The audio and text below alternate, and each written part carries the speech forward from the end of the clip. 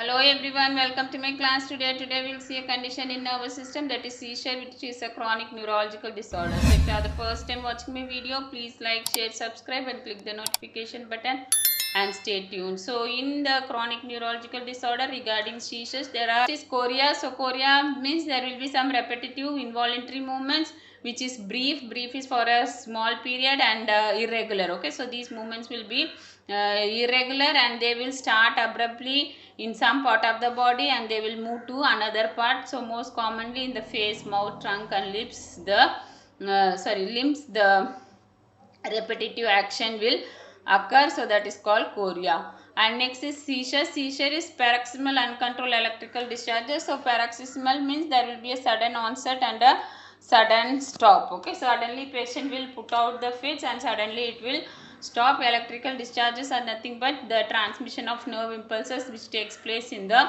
neurons. So due to some problem in the brain function or in the nerves, there will be abnormal electrical discharges, which means abnormal nerve impulses, which can cause changes in the muscle tone, the movements and sensation, and in state of awareness everything will change. That is called seizures.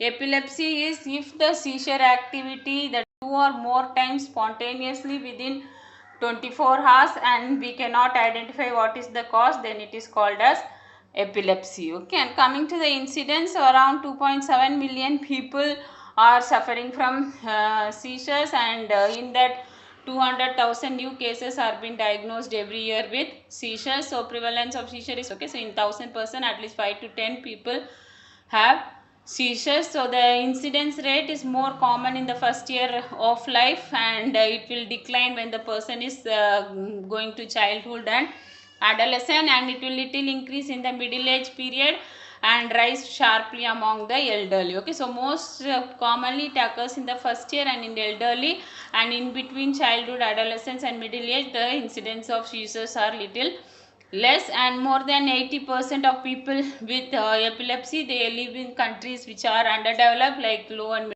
middle income countries. Previous time epilepsy, that is fits, was considered as some curse from God or something, the person did any wrong, so he is suffering from that disease. So even now people have that stigma and they discriminate the seizure person. Okay, and coming to the causes, so it can be a perinatal cause. Perinatal is in the antenatal or in the during birth or in the postnatal period due to some causes with the mother, or when birth, if there is some injury to the baby, then it can cause. So it can be due to birth asphyxia, so that is when baby is born, there is oxygen decreased in the baby, the lung is not able to function and there is no oxygen.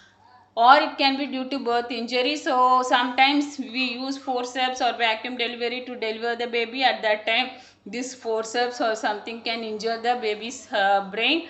And also infection during pregnancy or in the birth, if there is an infection, then the person can go for meningitis, and because of that they can get seizures. And it is more common in low birth weight babies. So this is because of lack of adequate nutrition to the nerves. The nerves are not able to function properly.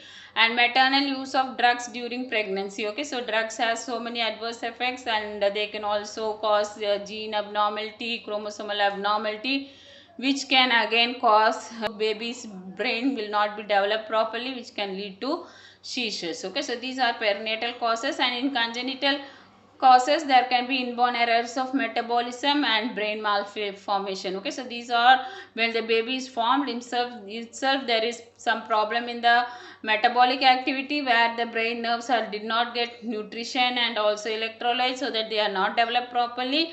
And brain malformation is again brain is not fully developed or mature enough, that is during the when the baby is forming in the mother womb itself, there is some problem in the formation of the nerve cells. So at that time patient can go for seizures. And genetic cause, so if there is any family history of seizures, then it can inherited to the children. And also hereditary metabolic abnormality, so when there is some problem in the metabolism of the nerves in the hereditary, then the children also can cause the same problem, and this can result in seizures. Okay, and next is structural lesions. Okay, that is in the structure of the brain neurons. If there is some lesions, then it can cause seizure. So it can be due to a head injury where the nerves are getting damaged, and metastatic brain tumors, again here nerve compression is there, and vascular diseases like stroke, cerebrovascular lesions, hemorrhage, thrombosis and embolism. So in these conditions the neurons do not get adequate blood supply and they cannot function normally, so there can be abnormal firing of neurons which can result in seizures. Okay, and next is metabolic cause. So in metabolic cause like high or low blood glucose. Okay, so glucose is necessary for the growth of nerves and also development of the cells. So when the glucose is inadequate or even if the glucose is high, there can be damage to the nerves. Okay, and alcohol intoxication and alcohol withdrawal. Okay, so when person is taking too much of alcohol, this alcohol has chemicals which can cause the blood brain barrier and can damage the nerves, and there can be improper electrical impulses, that is nerve impulses starting in the neuron, and even alcohol withdrawal, because here the nerves are used to, that is they are addicted to the alcohol. So suddenly when person is withdrawing from alcohol, again the nerves will not able to function as normal, which can result in seizures. Okay, next is sleep deprivation. So if the person is not sleeping adequate due to some work schedule or due to insomnia or any condition, lack of energy to the nerve fibers, which can cause seizures. And cardiac dysrhythmia, anemia, respiratory diseases. So in these conditions there is lack of blood and oxygen supply to the brain, which can again result in seizures. And renal and liver dysfunction. Okay, so if the renal is not able to function, urea, creatinine, these metabolic waste will get aggregated in the blood, and when they are more in the blood, they can cross the blood-brain barrier and can damage the nerve cells. And same way liver, if the liver is not metabolizing properly, the liver cannot detoxify the chemicals. So when these chemicals are not detoxificated, then they get accumulated in the blood, which can enter the brain cells and cause seizures. And electrolyte and acid imbalance, again, so that the electrolyte should be maintained in a normal level, and same way acid and bicarbonate level should be normal. So when there is derangement in these levels, again they can cause improper electrical impulses in the nerves, which can result in seizures. And excess physical and emotional stress. Okay, seizure is also triggered by these. When person is stressed, there is so many hormones which are produced, which can again trigger the nerve impulses. So these are metabolic causes. Next, coming to immune or idiopathic. So as the name idiopathic, there are so many unknown causes which can again cause seizures. And any infections like encephalitis, meningitis, brain abscess, sepsis. Okay, so in all these conditions there is microorganism which can cause some degenerative changes, or they can destroy the nerve fibers where there can be abnormal electrical impulses which can result in seizures. And also autoimmune epilepsy, that means there is some abnormal autoantibodies in our own body. These antibodies will fight with our own nerve cells and they will damage the nerve cells, which can result in seizure. Next is recreational cause. So some triggering factors like when the person is exposed to repetitive sounds like in DJ systems and flashing bright lights like in video games or any electronic devices used like cell phones, earphones. So these can cause a condition called reflex epilepsy, which means the sensory neurons are getting triggered more and they can cause abnormal firing and it can result in seizures. Okay, and seizures are mainly classified into two as partial and generalized seizures. So partial seizures is these seizures will start in one focal area of the brain, and as according to the presence of consciousness and absence of consciousness, they are classified as simple partial seizures, which means the person is alert, and complex partial seizures, which means the consciousness is altered. And coming to generalized seizures, so there is generalized tonic-clonic seizures, absence seizures, so which is again classified as typical and atypical absence seizures, and myoclonic seizures, tonic seizures, clonic seizures, and atonic seizures. So we'll see one by one. Two partial seizures. Okay, so when seizures appear to result from abnormal activity in just one area of the brain, they are called as focal or partial seizures. Partial seizures are again classified as simple partial seizures and complex partial seizures. So in simple, the person will have consciousness, there won't be any loss in consciousness, and there will be some changes in the motor and sensory function, and patient's emotions may be changed. Sometimes there will be sensation change, like look, smell, feel and taste will be changed, and there will be involuntary jerking movement of the body parts like arms and legs. There will be movement, and patient will show tingling, dizziness and flashing like felt. That is called as simple partial seizures. Okay, and next is complex partial seizures. So here patient will lose consciousness and he will not be aware of the external stimuli, and he will not be able to respond to the environmental stimuli, and patient also will be putting repetitive movements like hand rubbing, chewing, swallowing or walking in circles. Okay. Okay, next is types of generalized seizures. So there is tonic clonic seizures. So it is also called grand mal seizures. So here patient will have a loss of consciousness and may fall down to the ground, and the body will get stiffened. That is called as the tonic phase, and after stiffening, which will last for 10 to 20 seconds, then the subsequently patient will put out the jerky movements. That is called the clonic phase, and that will remain for 30 to 40 seconds. And once the seizure active is finished, the patient will have muscle soreness and weakness, and sometimes he may feel sleepy and he will sleep for several hours. And next is absent seizures. So the other name for absent seizure is petit mal seizures. So most common in children. So here you cannot identify the seizures, but there will be some abnormal activity like staring into space, or some movements like blinking, lip smacking. So this all will be there. So minimal seconds like 5 to 10 seconds, and it can occur more than 100 times per day. Absent seizures occurs for a long time. It can cause brief loss of awareness. Okay, for small period they can lose the consciousness.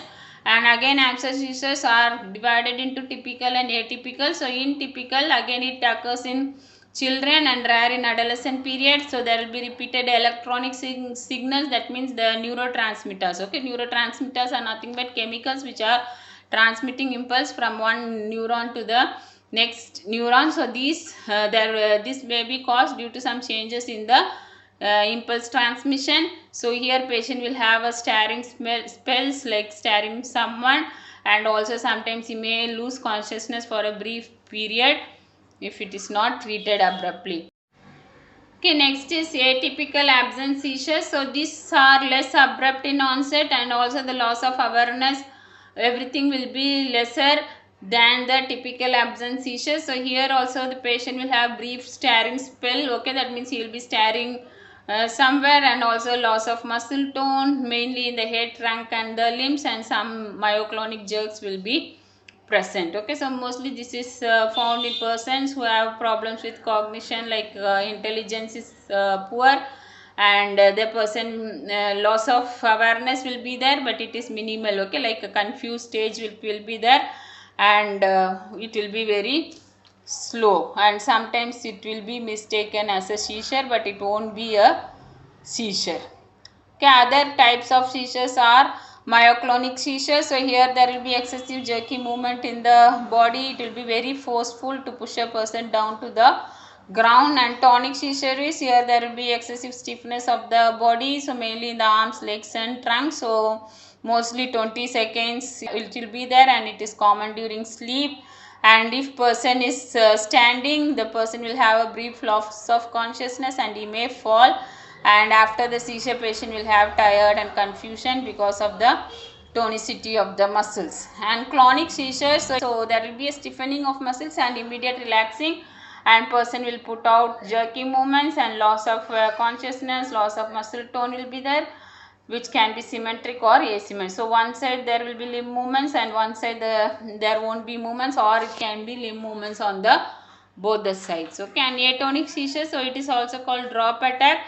So here there will be loss of muscle tone, and it will seizures will be like person will fall into the ground. Okay, and mostly these patients should wear protective gear. So that means they should protect their head in such a way that even if they fall, they don't get injury. Okay, And next, coming to the pathophysiology. So here any of the stimulus means, so any of the condition which I said in the etiology, so these stimulus can cause cell membrane of the neurons to depolarize. Okay, so depolarize is change in the electrical activity. So when they depolarize, there will be abnormal neuronal activity. So that means abnormal nerves will start producing abnormal nerve impulses. Okay, so which cause spontaneous firing. Firing is nothing but one nerve is transmitting impulse to other nerve. So these abnormal neurons will spread the abnormal impulses in the physiologic pathways. Okay, physiologic pathways is where the nerve fibers are connected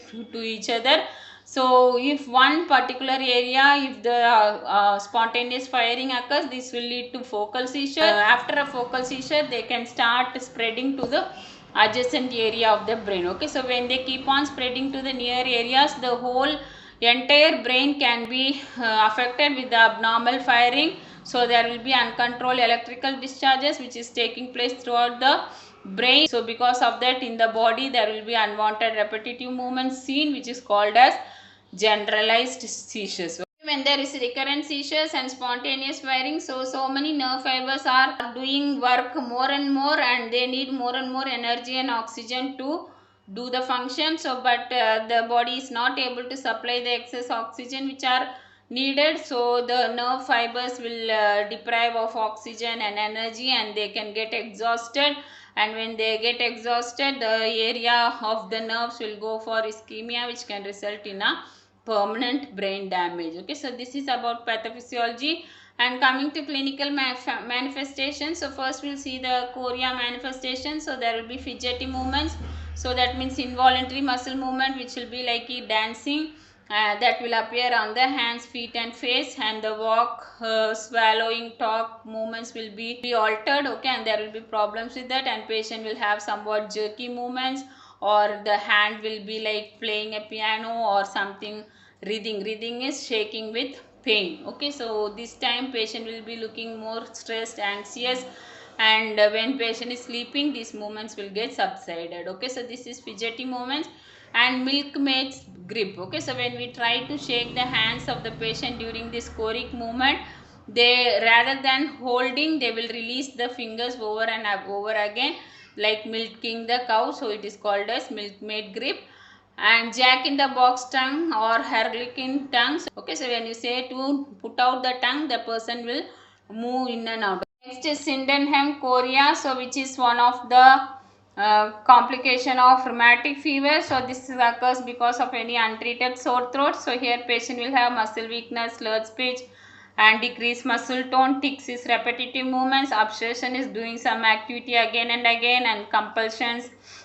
This is also compulsory. Person wanted to do some activity, inattention, so he will not be able to attend, or anxiety, mood changes, and decreased verbal output will be there in case of chorea. Okay, and coming to the clinical manifestations of seizures and epilepsy. So in partial seizures, there will be change in consciousness, or sometimes patient will not be aware what is happening, so he will think everything is like a dream. Okay, and he will be staring into space. Okay, so that means even when we ask, he will not respond to us, but he keeps staring at us.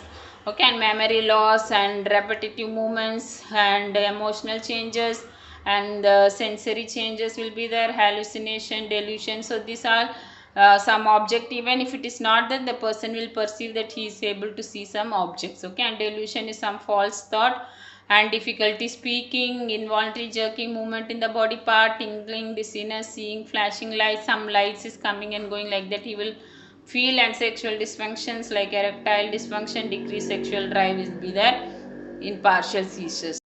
Okay, next is generalized seizures. So there will be temporary confusion, subtle movements like eye blinking or lip smacking, staring spells will be there, uncontrollable jerky movements in the arms and legs, and patient may lose consciousness and lack of awareness, and cognitive emotional symptoms like fear, anxiety, and déjà vu. Déjà vu is already the feelings all he experienced, like that feeling will be there.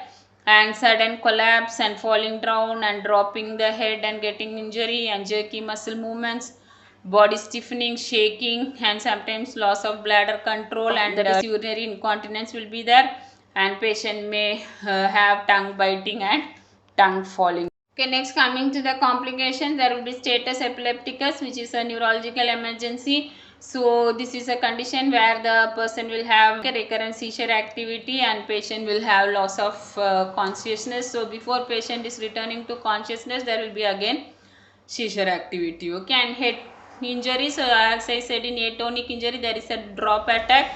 At that time patient can fall and he can sustain a head injury, and there will be psychosocial problems. So even after seizure disorder, patient will have changes in behavior, emotion, and lifestyle, personality problems will be there. And because as I already said, there is a social stigma, patient will feel embarrassed to go outside because they think seizure is a curse from God. Okay, and while seizures, the person will lose consciousness, and sometimes accidentally saliva and other secretions can enter the lungs and they can cause aspiration pneumonia. And permanent brain damage, so as I already said, if there is a repeated seizure and abnormal firing, the nerves get exhausted and the part of the brain will lose the function.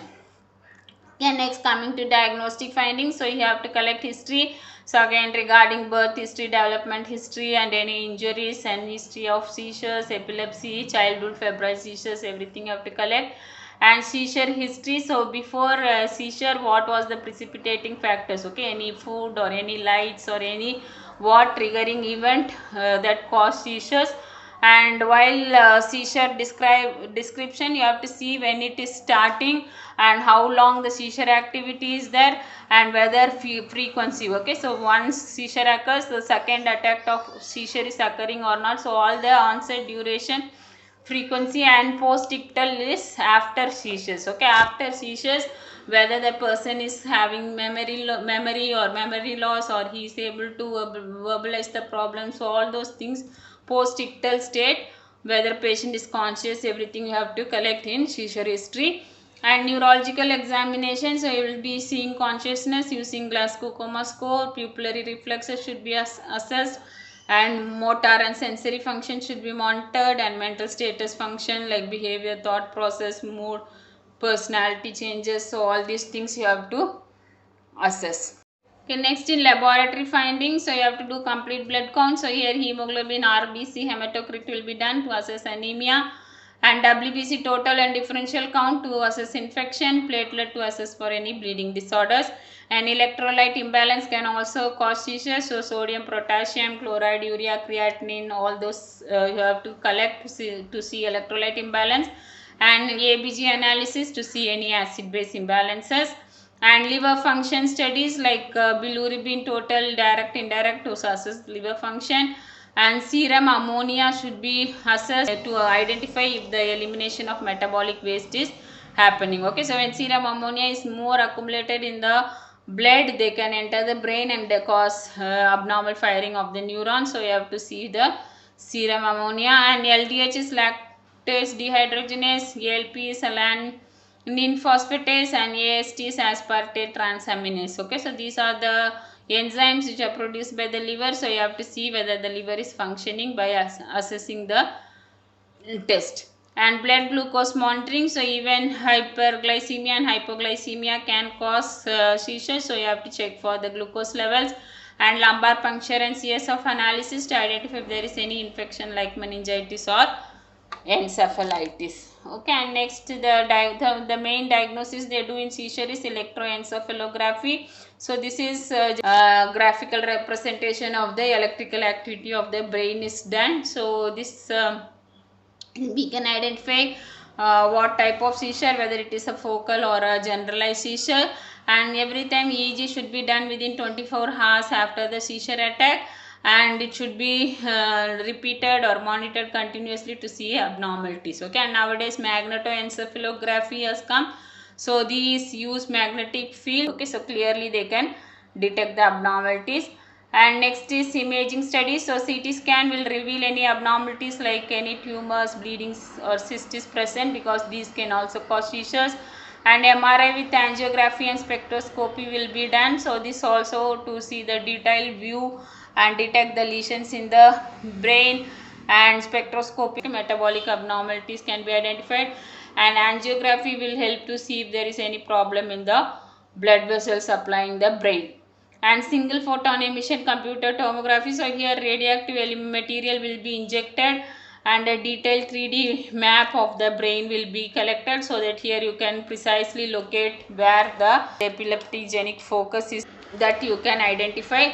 And positron emission tomography, so here also they use low dose positive charge particles, they are called tracers. This will be injected in the vein, and then the brain CT scan will be taken to detect for any abnormalities. Okay, so these are the imaging studies done. So next is pharmacological management. So in case of chorea, they give atypical neuroleptics like risperidone, olanzapine, clozapine and quetiapine, and dopamine depleting agents like reserpine, tetrabenzene and deuterotetrabenzene. So these all option for treatment in chorea. And GABAergic drugs such as clonazepam, gabapentin and valproate, they are given as adjuvant therapy. Okay, and in case of generalized tonic clonic and seizures, they give carbamazepine, divalproex, felbamate, gabapentin, lamotrigine, levetiracetam, locazimide, oxcarbazepine, phenobarbital, phenytoin, primidone, tigabine, valproic acid, vigabatrin and zonisamide.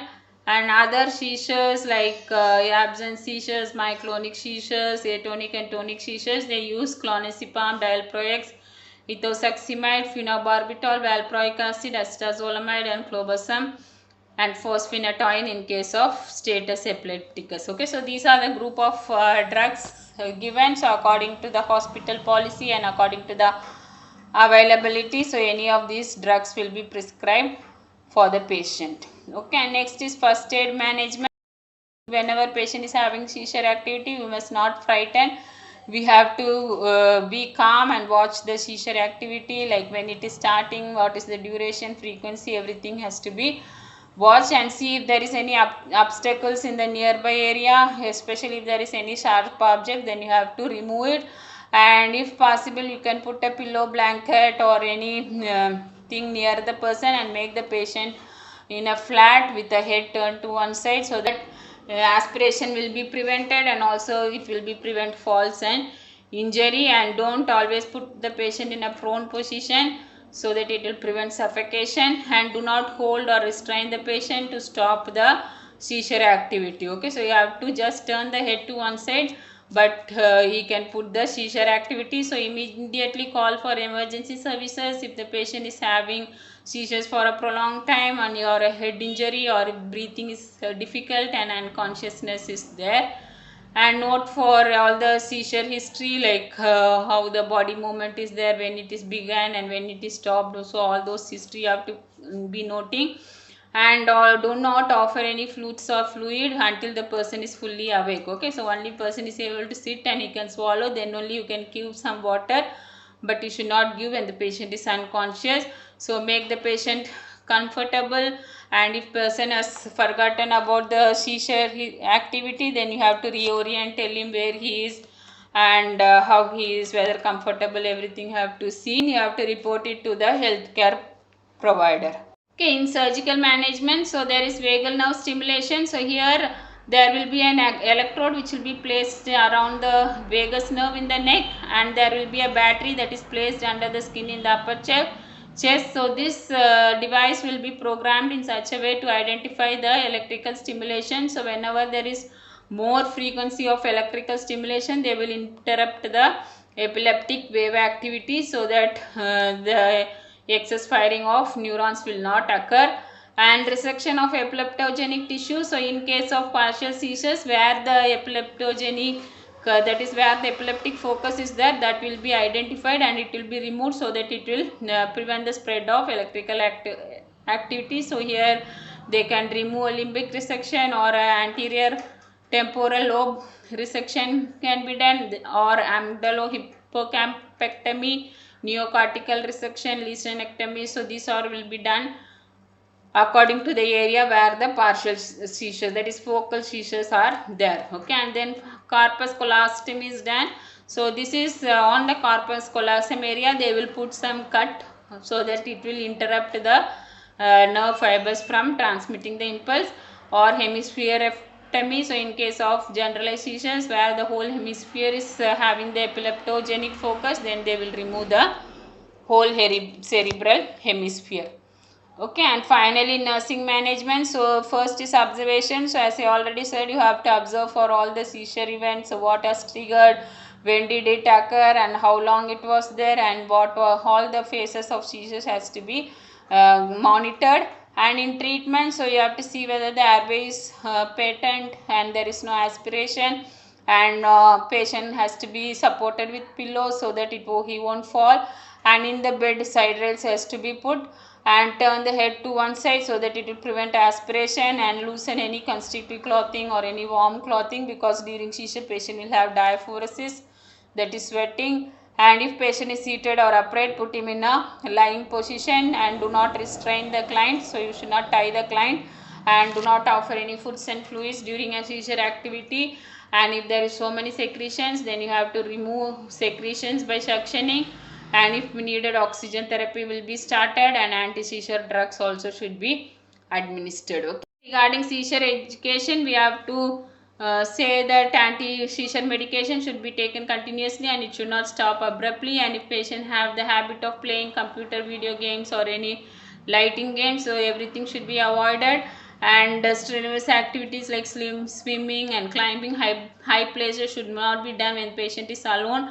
And warning signs, okay, like when patient is feeling somewhat drowsy or dizziness or some warning signs are there, then he should not stand, he should lie down in a safe place, and remove all sharp objects from the patient environment to prevent injury. If patient is an alcoholic, tell him to avoid alcohol and tell him to take adequate rest and enough sleep to prevent seizures. Okay, and psychosocial intervention. So seizure is a frightening thing, so even for the patient and also who is seeing the seizure activity, it will be frightening. So you have to provide psychological support to client and family members, and also to explain why the seizure is occurring and what is the cause and how to avoid or prevent the seizure activity. And also all the misconception and stigma has to be prevented by educating the public in order to prevent stigma. Okay, so I hope you have understood my class. Thank you for listening. Please like, share, subscribe and click the notification button, and stay tuned.